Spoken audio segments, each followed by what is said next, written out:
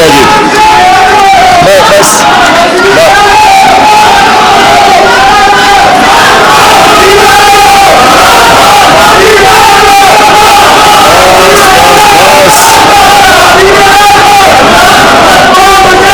اچھا جی. بسم اللہ الرحمن الرحیم. بس خاموشی خاموشی.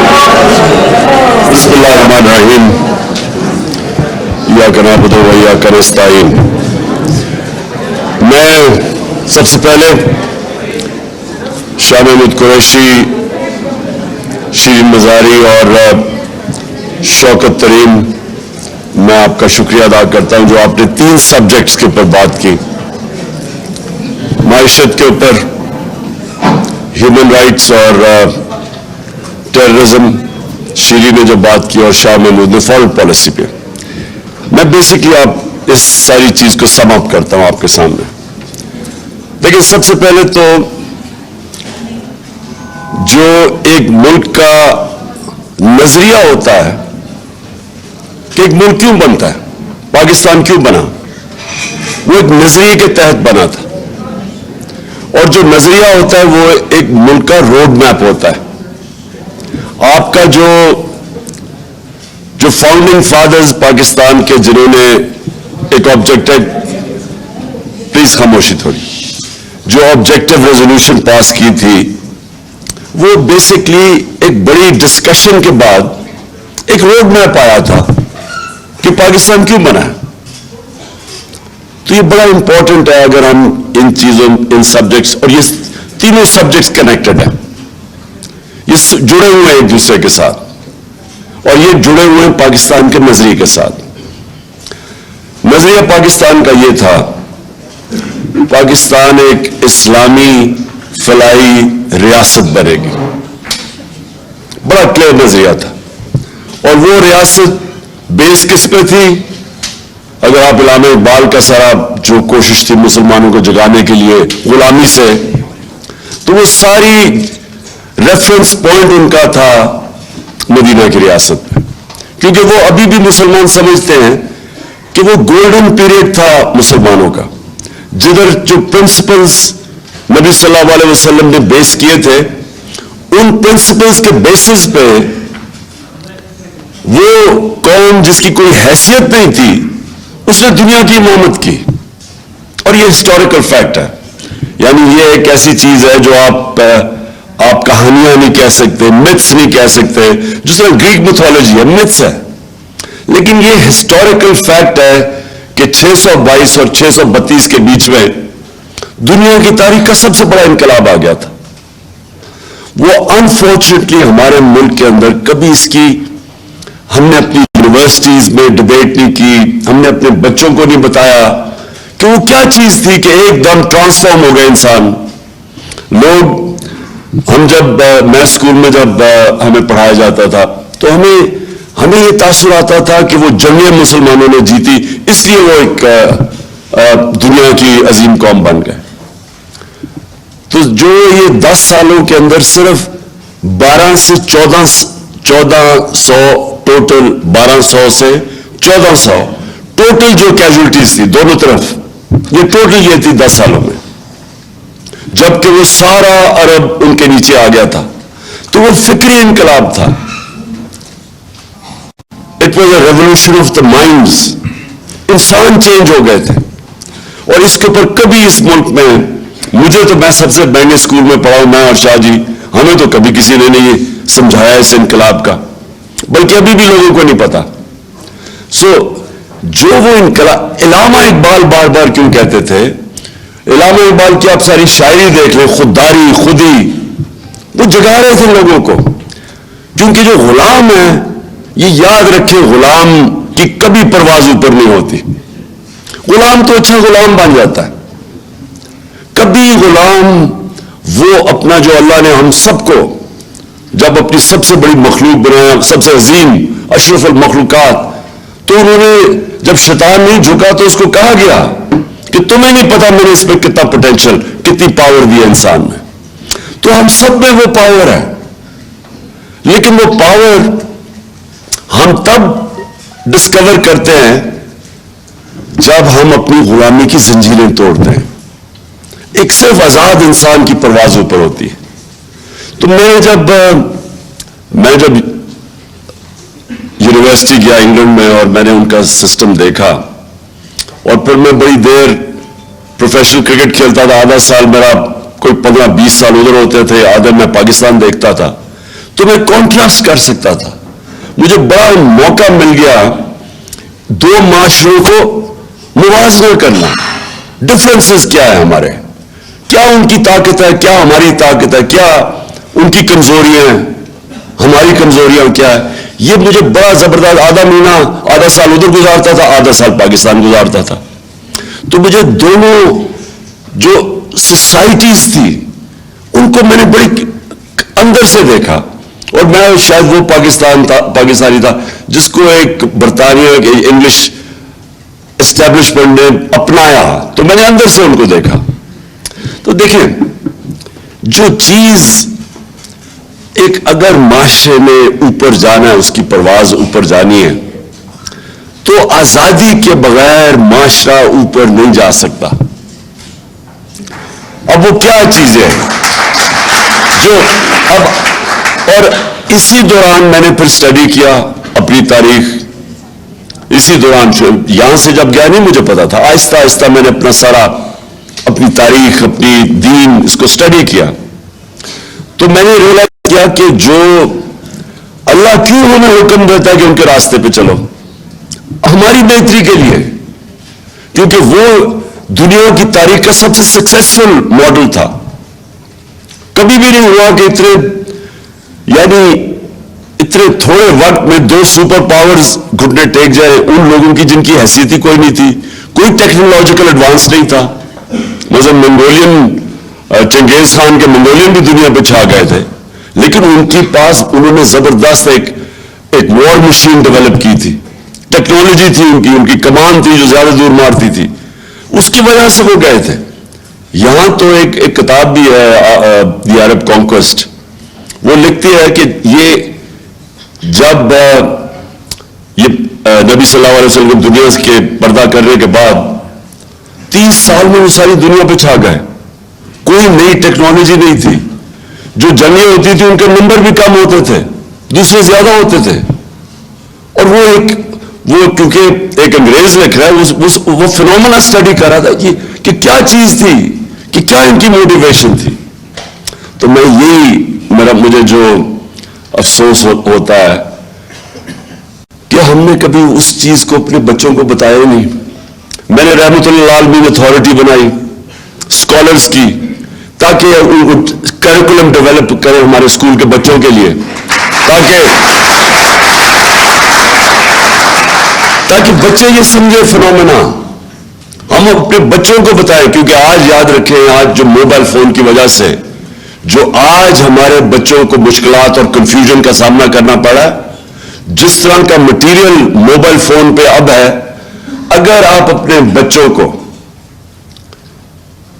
نبی صلی اللہ علیہ وسلم کی سیرت سے ان کو مضبوط نہیں کریں گے, یہ بہت مشکل وقت ہے بچوں کو, یوتھ کے لیے بھی.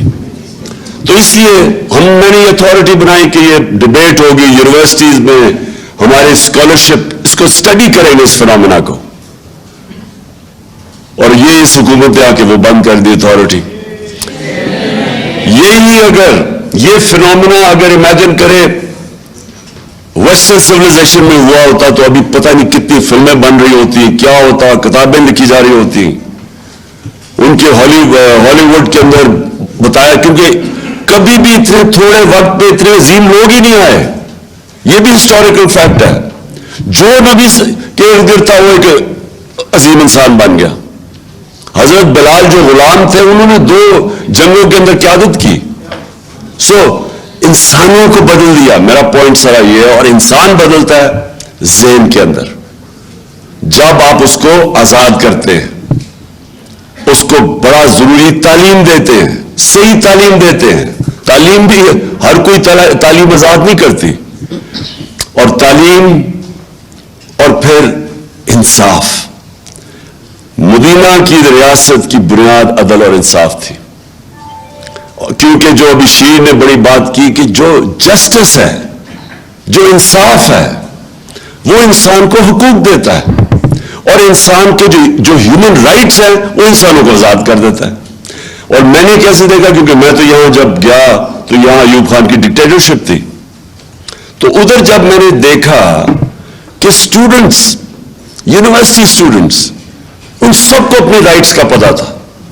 اتنی سی کوئی ان کا وزیر وغیرہ کوئی ایسے لگے کہ اس نے ٹیکس پیئر کا پیسہ غلط خرچ کر دیا, اسٹوڈنٹس بول پڑتے تھے, ڈیمونسٹریشنز ہو جاتی تھی. اتنے آگاہ تھے وہ کہ ہمارے حقوق کیا ہیں. آزاد لوگ تھے, اور آزاد لوگ پریشر ڈالتے ہیں حکومت کے اوپر, اس کی جرات نہیں ہوتی کہ لوگوں کے حقوق کی خلاف ورزی کرے. آزاد قوم اپنے پروٹیکٹ کرتی ہے اپنے حقوق کو, اور آزاد قوم میں آزاد ذہن آتے ہیں, اور آزاد ذہن ہی اوپر جاتے ہیں. یہ جو انوویشنز ہوتی ہیں دنیا میں, ڈسکوریز ہوتی ہیں, انوینشنز ہوتی ہیں, یہ اوریجنل مائنڈز کرتے ہیں, غلام نہیں کر سکتے. غلام انتظار کرتے ہیں کہ جی ہمیں کوئی نئی بتایا جائے, جی نئی ٹیکنالوجی, اور ہم وہ اڈاپٹ کر لیتے ہیں. لیکن آزاد ذہن ڈسکوری کرتے ہیں, اور اسی لیے کتنے 100 سال تک سارے ٹاپ سائنٹسٹ مسلمان تھے, کیونکہ وہ آزاد انسان تھے. آپ جب ان کے حقوق, جو کلچر ڈیولپ ہوا تھا مدینہ کی ریاست میں, آپ رائٹس کا یہ دیکھیں کہ آج بھی آپ تصور نہیں کر سکتے کہ یہودی شہری حضرت علی رضی اللہ تعالیٰ سے کیس جیت جاتا ہے جب وہ خلیفہ ہوتے ہیں. اب تصور کریں کہ آج بھی آپ یہ تصور کر سکتے ہیں کہ مائنورٹی جا کے ایک ہیڈ آف اسٹیٹ سے کیس جیت سکتی ہے کورٹ آف لا میں. تو انہوں نے سب سے زیادہ ایمفسس انصاف پہ دیا, رائٹس پہ.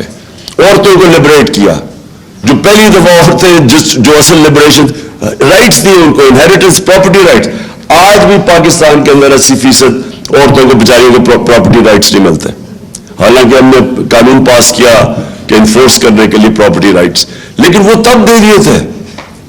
یورپ میں کوئی 100-150 سال پہلے آئے تھے, اور پھر غلاموں کو آزاد کیا. بیسکلی وہ انہوں نے آزاد کیا تھا انسانوں کو, انصاف دے کے, رائٹس دے کے.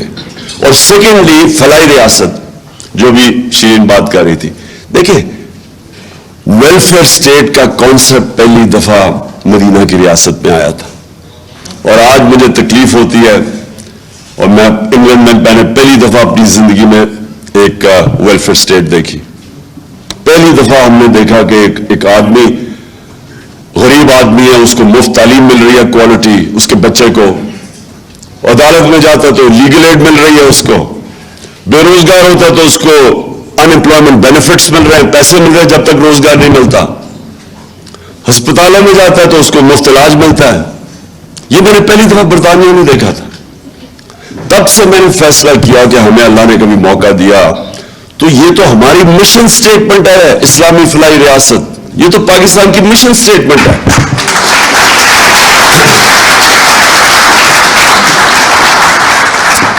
اور پھر یہ جو ہم ابھی شیری نے بتایا, ہمارا اتنا ہیلتھ کارڈ ہم لے کے آئے, اور آپ اندازہ نہیں لگا سکتے کہ یہ غریب گھرانے کے لیے کتنی بڑی نعمت ہے. آپ اندازہ نہیں لگا سکتے. جو آدمی, میں نے شوکت خانم کینسر ہاسپٹل کیوں بنایا تھا, والدہ کو کینسر تھی, تکلیف میں تھی, یہاں کوئی ہاسپٹل نہیں تھا. میں ایک ڈاکٹر کو میو ہاسپٹل میں, مجھے ابھی بھی یاد ہے, ڈاکٹر مسعود ہوتے تھے, میں ان سے کنسلٹ کرنے گیا اپنی والدہ کے اوپر. باہر مجھے اس کی ویٹنگ میں ایک آدمی نظر آ گیا, بوڑھا آدمی.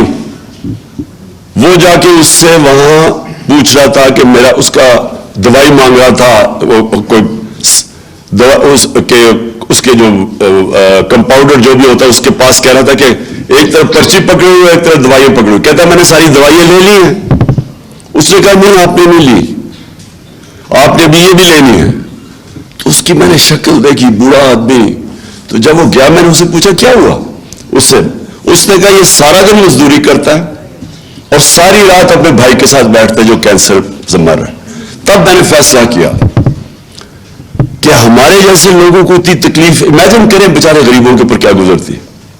تو سوچیں کہ کسی گھر پہ بیماری ہوتی ہے، وہ پہلے سے ہی سب سسٹم مشکل سے اپنا، اور آج کل کے زمانے میں تو میں سوچ بھی نہیں سکتا کہ بجلی کا بل دے، بچوں کے اسکول فیس دے، کیا کرے. اور ایک بیماری ہوتی ہے، ساری ایویڈنس شو کرتی ہے کہ ایک ایسی بیماری آتی ہے، سب سے زیادہ جو لوگ غربت کی لکیر سے نیچے جاتے ہیں وہ ایک گھر میں بیماری آ جاتی ہے، اس میں سارا گھر بار اپنا پیسہ پوسا خرچ کر کے مقروض ہو جاتا ہے. تو وہ ہیلتھ کارڈ انہوں نے بند کر دیا، اور وہ بے حسی دیکھیں ان لوگوں کی. وہ یہ کہہ رہی ہے کہ عمران خان کو فائدہ ہو جائے گا، اس لیے بند کر دو. اور وہ دوسرا بھی سوچ رہا ہے، ہاں وہ کہہ رہا ہے، وہ دوسرا کہہ رہا ہے، وہ شہباز شریف، کہ ہاں بند کر دیتے ہیں، اور میں کہوں گا ہمارے پاس پیسہ نہیں ہے.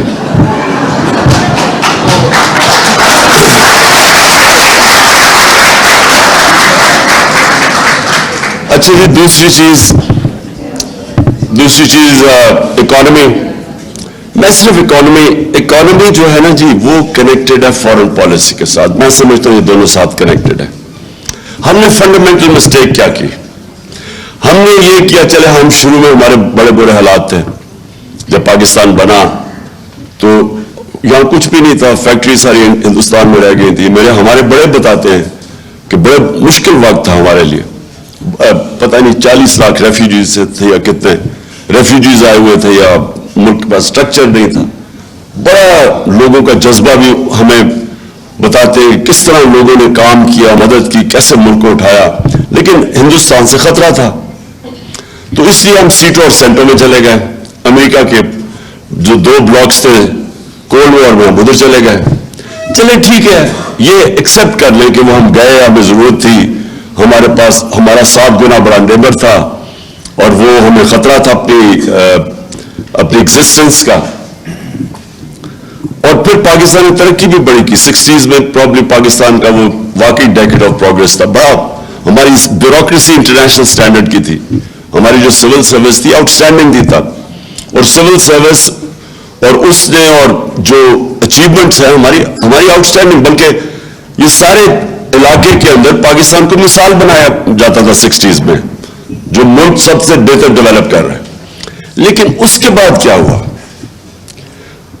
ہمیں وہ ایک ہمارا جو غلط راستے پہ ہم نکل گئے.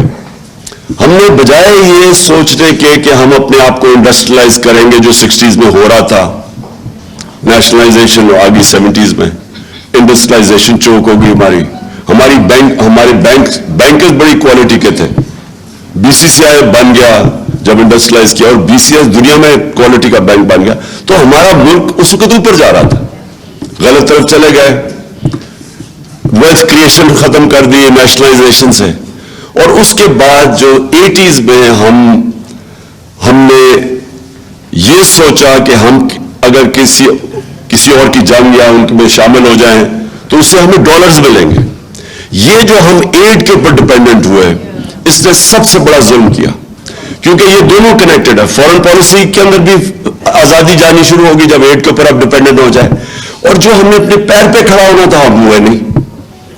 دیکھیں، ایک قوم جب تک اپنے ملک کے اندر ویلتھ کریشن نہیں کرتی، اپنے خرچے خود نہیں اٹھاتی، تو وہ تو تھوڑی دیر کے بعد، وہ مقروض ہونے کے بعد غلام بن جائے گی. اس کی آزادی تو جا نہیں ہے. اور آپ کی فارن پالیسی کنیکٹڈ ہے آپ کی اکانومی کے ساتھ. جو ہم نے نیشنل سیکورٹی پالیسی جو لیٹسٹ بنائی تھی، اس میں ہم نے دونوں کو کنیکٹ کر دیا کہ صرف فوج نہیں آپ کو بچا سکتی. جب تک آپ کی اکانومی سسٹینیبل نہیں ہے اور اپنے پیر پہ نہیں کھڑا ہوتی، آپ نہیں آزاد فیصلے کر سکتے. لیکن میرا ایک اور، جب ہماری باری آئی گورنمنٹ میں، تو ہم نے یہ فیصلہ کیا کہ ہم نے اب ایک انڈیپینڈنٹ فارن پالیسی کی طرف جانا ہے، اور ہر وہ چیز کرنی ہے جس سے پاکستان میں ویلتھ کریشن ہو. اس کا مطلب ایکسپورٹس بڑھا دیے.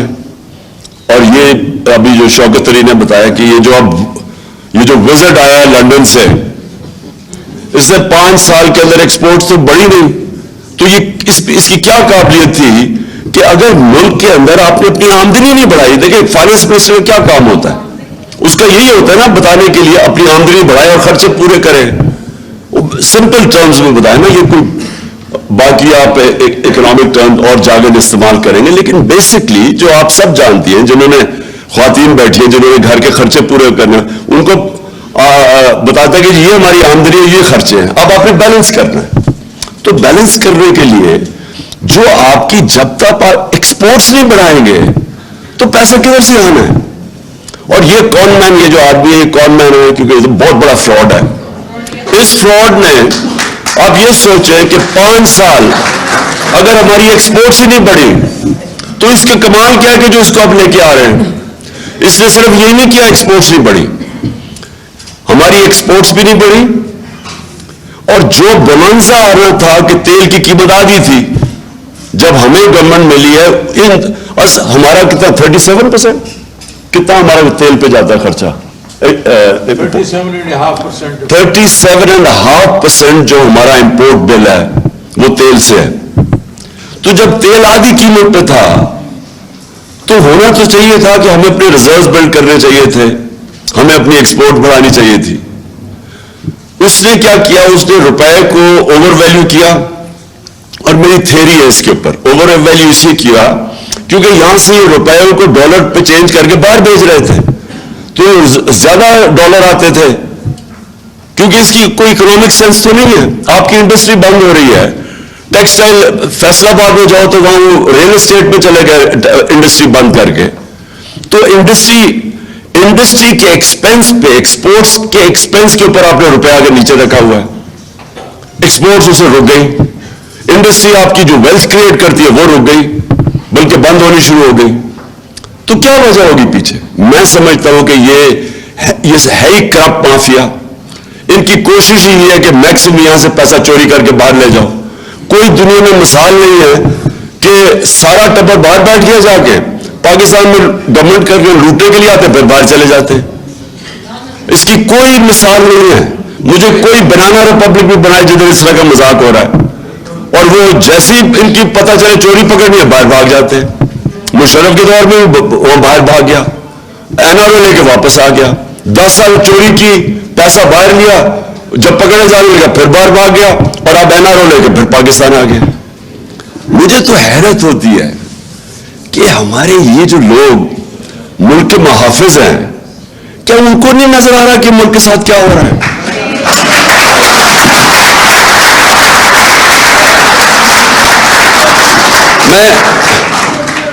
ہم نہیں چاہتے، میں اننیسری تنقید کسی کی نہیں کرنا چاہتا اپنے اداروں کو، لیکن مجھے یہ سمجھ نہیں آتی کہ کیا اس کے لیے کوئی جینیس تو نہیں ہے؟ کیا سب کو نہیں نظر آ رہا کہ ملک کے ساتھ کیا ہو رہا ہے؟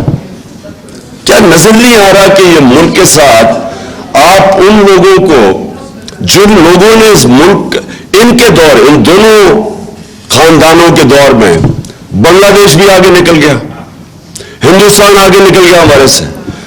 80 کی دہائی میں جب کرکٹ کھیل کے ہندوستان سے آتا تھا پاکستان تو لگتا تھا غریب ملک سے امیر ملک میں آ گیا ہوں.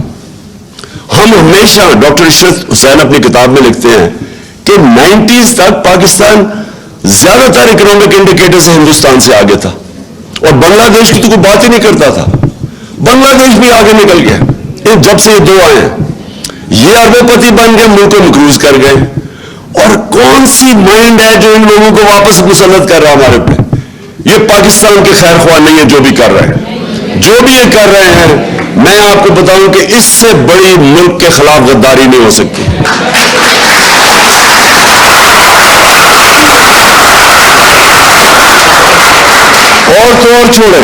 اور تو اور چھوڑے.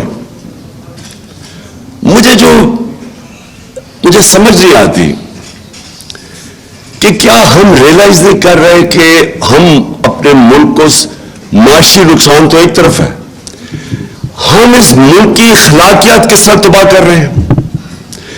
مولانا رومی کی بڑی فیمس سیئنگ میں بار بار ریپیٹ کرتا ہوں کہ انہوں نے سے پوچھا قوم کیسے مرتی ہے؟ انہوں نے کہا قوم تب مرتی ہے جب اچھے برے کی تمیز ختم کر دیتی ہے. یعنی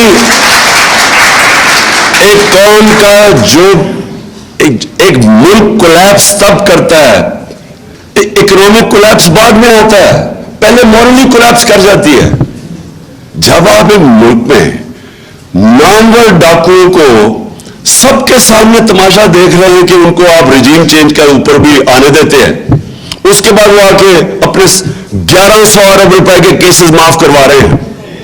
امیجن کریں, لوگوں کی کمر ٹوٹی ہوئی ہے اس وقت مہنگائی سے, اور انہوں نے 1100 ارب روپے کے کیسز معاف کروا رہے ہیں. اور پھر آتے ساتھ ہی وہ اس کو اتنی شرم نہیں آتی مریم کو کہ میرے دماد کو ہندوستان سے مشین لگوا دو.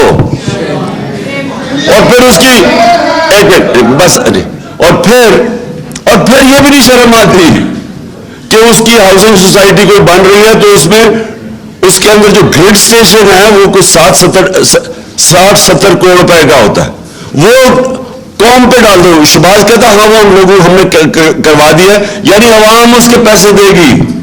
نارملی جو ہاؤسنگ سوسائٹی ہے اس کے اوپر ہوتا ہے خرچہ, تو وہ بھی 60-70 کروڑ روپیہ. اتنی شرم ہے کہ اتنے پیسے بنا لیے لیکن پھر بھی وہ بیچارے لوگوں کا خون چوسنے آ گئے. اور پھر وہ کہہ رہے جی وہ مریم نواز نہ ہو جائے, وہ کہتے بھی فکر نہ کرو, اسحاق ڈار اسے سمجھا لے گا, کون مین کو طریقہ بنا لے گا. یہ ملک سے مذاق ہو رہا ہے.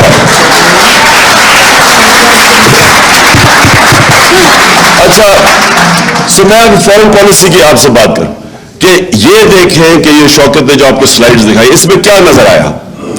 اس میں یہ انہوں نے کہا نا جی کہ ہم نے بڑے مشکل ان کے لیے حالات چھوڑ کے گئے. انہوں نے کہا, یہ بار بار شہباز کہتا ہے جی بارودی سرنگیں چھوڑ کے چلے گئے ہم ان کے لیے. انہوں نے جو ملک چھوڑا تھا, تیل کی قیمت آدھی, 20 ارب ڈالر کا کرنٹ اکاؤنٹ ڈیفیسٹ, بیرونی خسارہ 20 ارب ڈالر. ان کی آمدنی کتنی تھی؟ 19 ارب ڈالر آ رہی تھی ریمیٹنسز, اور 5ویں سال 24 ارب آ رہی تھی ایکسپورٹ سے پیسہ. ہم جب چھوڑ کے گئے دگنی تھی تیل کی قیمت. ہمیں جب ابھی یہ رجیم چینج کی سازش کے تحت, یہ ذرا سنو اس فگرز, 20 ارب ڈالر یہ چھوڑ کے گئے, 16 ارب ڈالر ہم چھوڑ کے گئے. ان کی آمدنی تھی ریمیٹنسز اور ایکسپورٹس ملا کے 43 بلین 43 ارب. ہماری ریمیٹنسز اور ایکسپورٹس ملا کے 63 بلین تھی, 63 ارب. سو 20 ارب ڈالر زیادہ ہم چھوڑ کے گئے, اس کے باوجود کہ تیل کی قیمت دگنی تھی. ایکسٹرا 20 ارب اور خسارہ کم چھوڑ کے گئے 16 ارب, جبکہ ویکسینز کے اوپر علیحدہ ہمیں 3 ارب دیا تھا. اور کووڈ کے دوران یہ یاد رکھیں, یہ لوگ یہ سمجھتے نہیں ہیں, ہم نے اس سے بہت بہتر کرنا تھا. کیا ہوا؟ جس سے ہماری بڑی اچھی, جس طرح شاہ محمود نے کہا, میری بڑی اچھی ان کے ساتھ پریزیڈنٹ شی کے ساتھ اور وہ جو پریمیئر لی, ہماری بڑی اچھی ان سے تعلقات. 2 سال کے لیے چائنا بند ہو گیا, ہم سب کچھ ہمارا بیچ میں رہ گیا. ہمارے اسپیشل اکنامک زونز ہم نے بنائے ہوئے تھے, ادھر سے چائنیز کمپنی سے انٹرسٹڈ تھی اس میں, جن سے ہماری بات چیت چل رہی تھی. 2 سال چائنا بالکل بند ہو گیا, ہمیں ادھر سے نقصان ہوا. پھر ہمیں ویکسینز کے پیسے دینے پڑے, پھر کموڈٹی سپر سائیکل آ گیا, دگنی ہوگی تیل کی قیمت, جس کی ایکسپورٹس ہماری 37% ادھر. تو اس کے باوجود کم ڈیفیسٹ چھوڑ کے گئے, 4 ارب کم ڈیفیسٹ چھوڑ کے گئے, اور آمدنی 20 ارب ڈالر زیادہ چھوڑ کے گئے. اور ادھر یہ اس کو انہوں نے ابھی جو آپ نے فگرز دیکھے کہ ملک کا ذرا حال دیکھیے آج کدھر پہنچا دیا, کہ آج 5 مہینے میں کوئی دشمن بھی نہیں کر سکتا تھا جو انہوں نے پاکستان سے کیا ہے. 45 یا 47% انفلیشن, مہنگائی سینسٹیو پرائز انڈیکس 47% پہ ہے. جو ہماری ایکسپورٹس ہے وہ ڈکلائن کر رہی ہیں, اور ریمیٹنسز کیونکہ گیپ اتنا بڑا ہو گیا ہے ایکسچینج ریٹ میں, جو آفیشیل اور جو مارکیٹ میں ہے اس کا گیپ بڑھ گیا, ریمیٹنسز گرنے والی ہیں. تو یہ ملک کو آپ کدھر دیکھیں, وہ شہباز شریف جا کے اگر اس کی اگر آپ وہ انٹرویو دیکھ لینا, وہ جو اس نے وہ بلوم برگ والی عورت کو دیا ہے, میں نے اس سے زیادہ ہے آپ کے پاس. یہ ایک منٹ پھر سے شروع سے, ایک منٹ پہلے شروع سے لگا. میں صرف یہ کہہ رہا ہوں کہ غور سے دیکھیں کہ یہ پاکستان کا پرائم منسٹر, اچھا چلے یہ بائیڈن کے سامنے نہیں ہے, یہ بیچاری اینکر ہے وہ اسے دیکھیں گے، اس کو طرز دلا رہا ہے کہ میں مارا گیا، لٹ گیا، مارا گیا، مجھے بتا جب ہے نہیں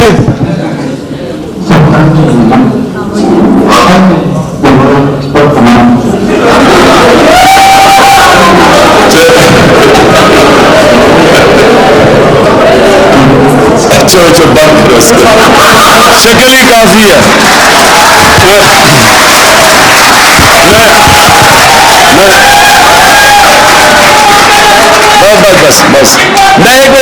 بس میں بس میں اب اس کی صرف شکل دیکھ لیں.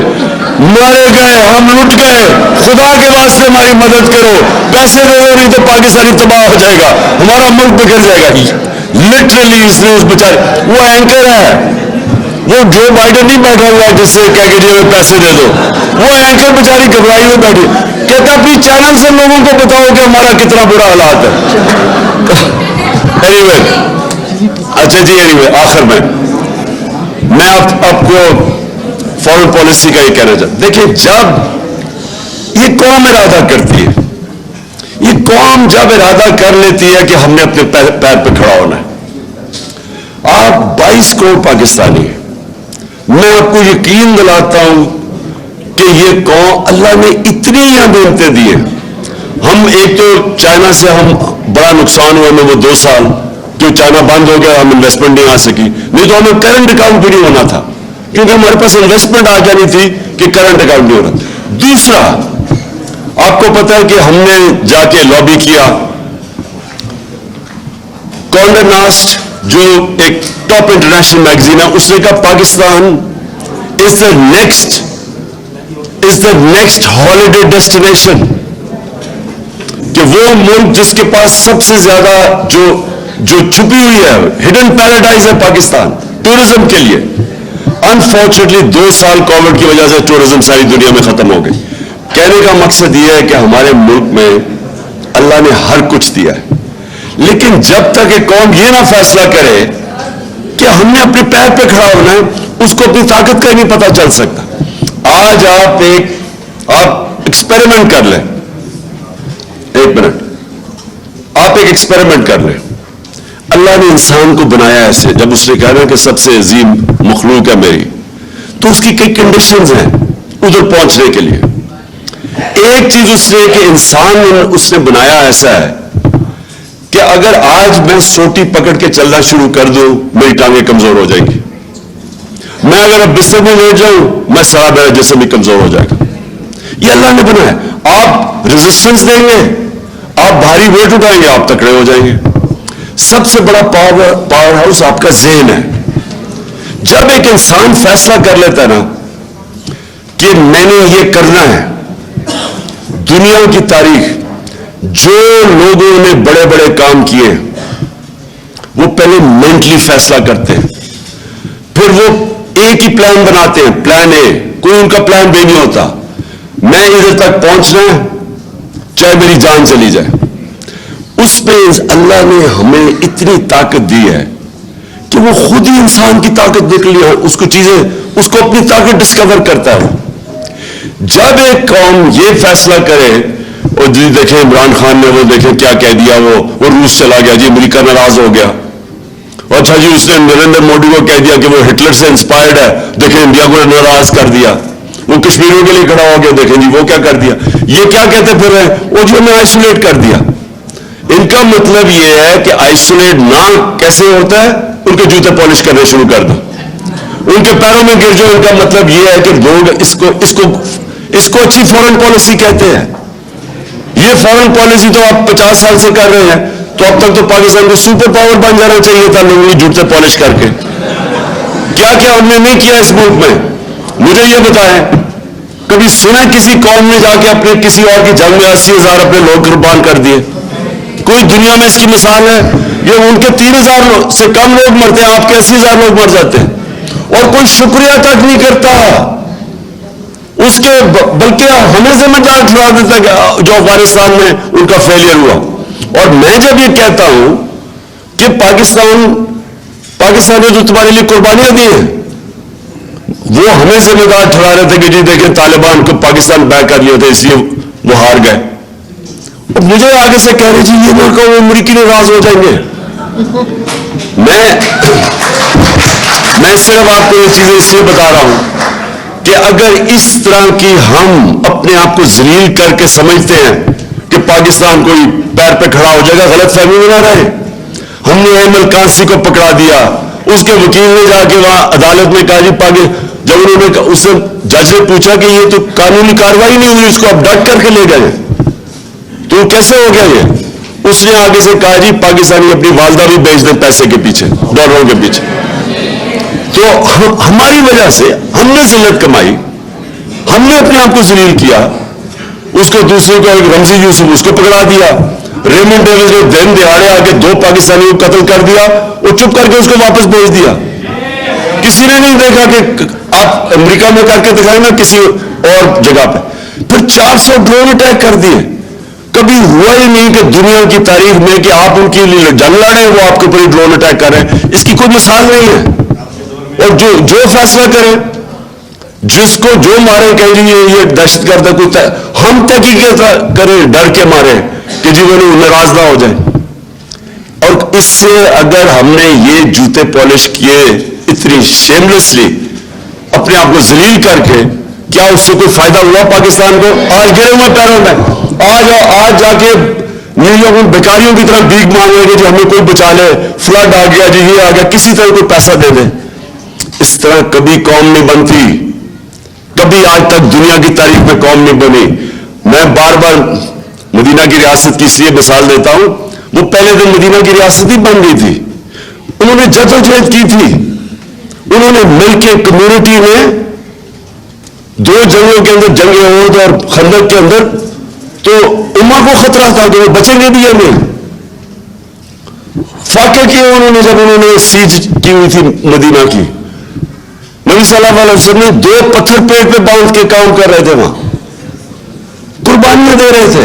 قومی قربانیاں بنتی ہے, بیکاریوں کی طرح بھیک مانگ کے جوتے پالش کر کے کوئی قوم نہیں بنی آج تک.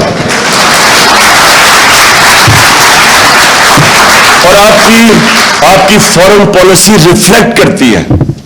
ہم نے کوشش کی شاہ محمود یہاں پر, ہم نے ایک خوددار فورن پالیسی بنانے کی کوشش کی. ہم نے ان کو بتایا, اور بائی دی وے امریکیوں نے بار بار سگنلز دیے کہ جی یہ تو بدل گیا پاکستان. انہوں نے ہمیں میسجز دی کہ جی یہ تو it's not business as usual. اور وہ میں آپ کو یہ بھی بتاؤں, میں ویسٹرن مائنڈ سب سے بہتر سمجھتا ہوں. وہ آپ کی عزت کرتے ہیں جب آپ اپنے نیشنل انٹرسٹ کے لیے کھڑے ہوتے ہیں. میں جب صدر پوٹن کے ساتھ بیٹھا 3.5 گھنٹے, میری بڑی لمبی بات ہوئی, بڑی باتیں ہوئی. میں اس سے یہ بھی انہوں نے پوچھا, میں نے کہا مجھے بتاؤ باقی جو ورلڈ لیڈرز تھے, جو کیونکہ یہ تو بہت سب کو ملا ہوا 20 سال سے, تو میں اس کے ویوز پوچھا. میں نے کہا فلانے کا بتاؤ, اس کا بتاؤ, اس کا بتاؤ, کیونکہ 3.5 گھنٹے ہو گئے تھے اور بھی بات نہیں تھی. تو میں نے اس سے پوچھا اردوغان کا, اب یہ سنو ذرا.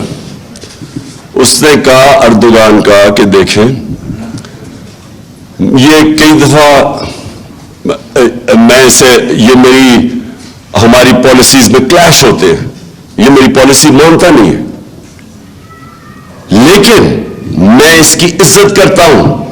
کیوں؟ کیونکہ یہ اپنے ملک کے انٹرسٹ کے لیے کھڑا ہے.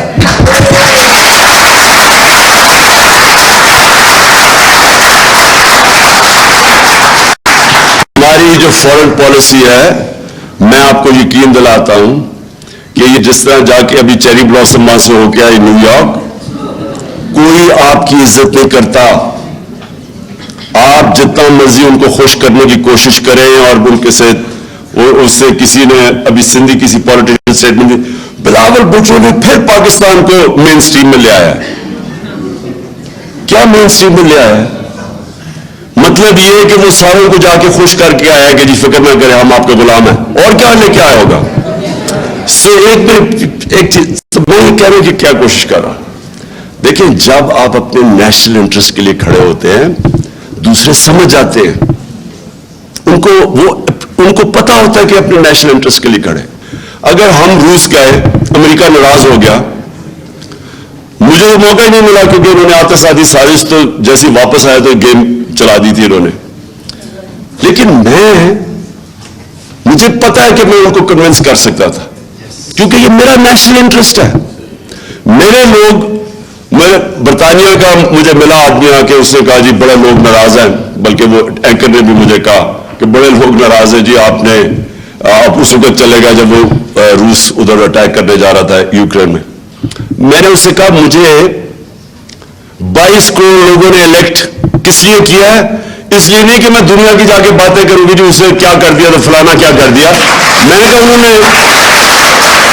انہوں نے مجھے اس لیے الیکٹ کیا ہے کہ میرے کم از کم 12 کروڑ لوگ، ان میں سے آدھے غربت کی لکیر سے نیچے ہیں، اور آدھوں کو جب مہنگائی کا جھٹکا پڑتا وہ بھی نیچے چلے جاتے غربت کی لکیر سے نیچے.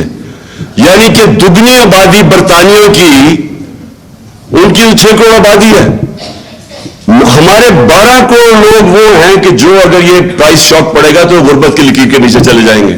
تو میری تو وہ پرائیورٹی ہے. میں نے کہا تمہارے ملک میں مصیبت پڑ گئی ہے، مہنگائی آئی ہے، اور ان کے ملک میں کیا مصیبت، وہ کتنے اربوں ڈالر دے رہے ہیں اپنے لوگوں کو، اب سبسیڈائز کر رہے ہیں، انرجی کاسٹ سبسیڈائز کر رہے ہیں، لیکن ان کے تو لوگوں کی سٹینڈرڈ آف لیونگ نیچے جاتی ہے. ہمارے لوگ 2 وقت کی روٹی نہیں کھا سکتے. تو میری تو وہ پرائیورٹی ہے. اور میں نے تو ہر ورلڈ سٹیج پہ یہ کہہ رہا تھا کہ ہمیں اپنی جنگوں میں نہ شامل کرو. میں نے کہا آپ کشمیر کے اندر کوئی ہماری مدد کرنے آتے ہو جو ہندوستان سارے انٹرنیشنل قوانین کی وائلیشنز کر رہا ہے. 1 لاکھ کشمیری مر چکا ہے، شہید ہو چکا ہے. 1 لاکھ کشمیری 30 سالوں میں 35 سالوں میں شہید ہو چکا ہے. کبھی آپ نے ان کی کبھی سوچا؟ تو آپ کہہ رہے ہیں ہم تمہاری جنگ میں آ کے فیصلے آپ کی سائڈ پہ کھڑے ہو جائیں. اب وہ سمجھتے ہیں، یہ ڈیموکریٹک سوسائٹیز اس چیز کو سمجھتی ہیں. اور ہمیں اگر یہ جو یہاں بدقسمتی سے غلام ذہنیت ہے لوگوں کی، ان کو اس چیز کی سمجھ نہیں آتی.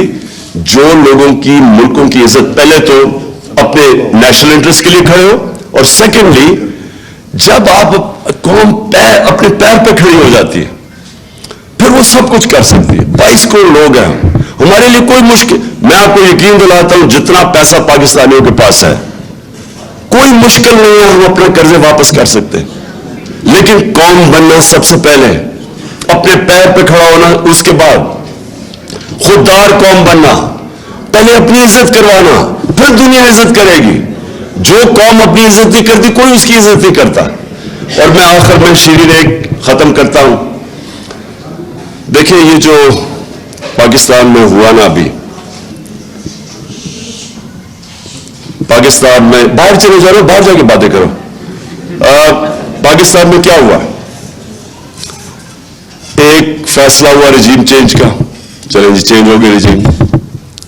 لیکن جو اس سے برا فیصلہ ہوا کہ ایجنسیز ہمیں دشمن سمجھنے شروع ہو گئی کہ ہم کوئی پاکستان میں دشمن آ گئے. مجھے اس کی ابھی تک حیرت ہوتی ہے کہ جس طرح کے جرنلسٹ کو انہوں نے، جن کے پیچھے گئے، اور جو آج ارشد شریف جیسا صابر شاگرد ملک چھوڑ کے چلے گئے، عارف حمید بھٹی اس نے چینل سے اس کو چینل چھوڑوا دیے، یعنی سمیع ابراہیم، یا وہ ایاز امیر، جمیل فاروقی، اب یہ جو لوگ ہیں، عمران ریاض، اب یہ سوچے کہ لوگ ان کو جانتے ہیں. یہ تو وہ لوگ ہیں جنہوں نے کبھی لفافے نہیں لیے. جنہوں نے لفافے لیے وہ تو نظر آ رہے ہیں آپ کو. جو جرنلسٹ پاکستان کے اندر جن کی کریڈیبلٹی اور ان کی ریڈرشپ ہے یا ان کی ویورشپ ہے، ان لوگوں کو دشمنوں کی طرح ٹریٹ کر رہے ہیں، جس طرح کہ کوئی انڈین ایجنٹ آ گئے ہیں. اور وہ لوگ جو پیسے لینے والے، جو زمین بیچنے والے، وہ میڈیا ہاؤسز. دیکھیں میڈیا ہاؤسز، یہ بہت بڑی مت ہے کہ جی ہم، یہ جو میڈیا ہاؤسز ہیں یہ فریڈم آف ایکسپریشن میں بلیو کرتے ہیں. لی کوان یو جو سنگاپور کا بڑا اسٹیٹسمن تھا، جس نے سنگاپور کو بدل دیا بالکل، میں نے اس کی کتاب پڑھی، اس نے بڑی انٹرسٹنگ بات کی، بڑی پہلے کتاب پڑھی. اس نے کہا میں جب اقتدار میں آیا تو میں نے ریئلائز کیا کہ یہ جو فریڈم آف میڈیا ہے اور فریڈم آف ایکسپریشن ہے، یہ میں نے ریئلائز کیا کہ یہ فریڈم، یہ جو میڈیا ہاؤسز کے اونرز ہیں وہ فریڈم آف ایکسپریشن نہیں پروٹیکٹ کر رہے ہیں، وہ اپنے بزنس انٹرسٹ پروٹیکٹ کرنے کے لیے میڈیا کو استعمال کر رہے ہیں. یہ لیک انہوں نے تب لکھا تو پھر انہوں نے پابندی لگائی. اب ہمارے بھی یہاں دیکھ لیں، ایک قبضہ گروپ ہے، اس نے ٹی وی چینل لے لیا، اس کی زمین خالی کروائی جا رہی ہے، جو قبضہ کیا وہ اسے چینل استعمال کرتے. یہ دنیا میں کدھر ہوتا ہے؟ یعنی یہ فریڈم آف ایکسپریشن تو نہیں، یہ تو مافیاز بن گئے ہیں. اور آج دیکھ لیں کہ قوم کدھر کھڑی ہے. جس کو کوئی جو سپورٹ کرتا ہے حق، اس کی ویورشپ اوپر چلی جاتی ہے. اور یہ جو سارے 2 نمبر لفافے ہیں، ان کو دیکھتا کوئی نہیں ہے، کیونکہ قوم فیصلہ کر بیٹھی ہے. لیکن ایجنسیز کھڑی ہوگی جا کے چوروں کے ساتھ. اب اس سے زیادہ بری کہ شہباز گل سے جو کیا ہے، یعنی وہ کوئی کرمنل تھا، وہ کوئی جاسوس تھا، وہ کوئی دہشت گرد تھا. ایک یونیورسٹی پروفیسر کو انہوں نے ننگا کر کے اس سے جو تشدد کیا ہے، یہ کون سے معاشرے میں ہوتا ہے کہ کوئی. اور پھر جرنلسٹ کے علاوہ ہمارے وہ سوشل میڈیا کے لوگ، کوئی ان کو اٹھا لیتا ہے، کوئی ان کو پکڑ لیتا ہے، کوئی دھمکاتا ہے. اور ارسلان ہمارا جو سوشل میڈیا میں ہوتے تھے ہیڈ جو تھے، اس کے گھر 15-20 لوگ گھس گئے، ان کو ساروں کو دھمکیاں دی. اس کے ایک ہی بیچارہ، وہاں عورتیں تھیں، ساروں کو ڈرایا. ایک بیچارہ نوجوان تھا، اس کو بری طرح مارا انہوں نے. سیف اللہ نیازی اس کے گھر گھس گئے. یعنی یہ کدھر ہو رہا ہے؟ کوئی ہم دشمن ملک سے آ گئے ہیں ہر جگہ. اچھا پھر ٹیلی فون پہنچ جاتے ہیں. کوئی ایک آیا مجھے، اس نے کوئی یونیورسٹی میں انوائٹ کرنا تھا، پرائیویٹ یونیورسٹی تھی، وہ میرے ابھی گھر سے باہر ہی نکلا، اس کو دھمکی آ گئی کہ اگر تم نے عمران خان کو بلایا تو پھر یہ ہو جائے گا، وہ ہو جائے گا. یعنی یہ کون سے ملک میں یہ مذاق ہوتا ہے؟ اور یہ اچھا، اور میں اس لیے اپنی قوم کو کہتا ہوں کہ یہ وقت ہے ان کے خلاف کھڑا ہونا.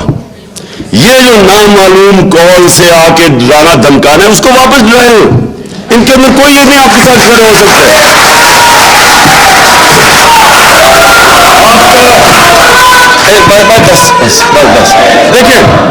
دیکھیں آپ کا آئین آپ کو پروٹیکشن دیتا ہے، اس ملک کا قانون آپ کو پروٹیکشن دیتا ہے.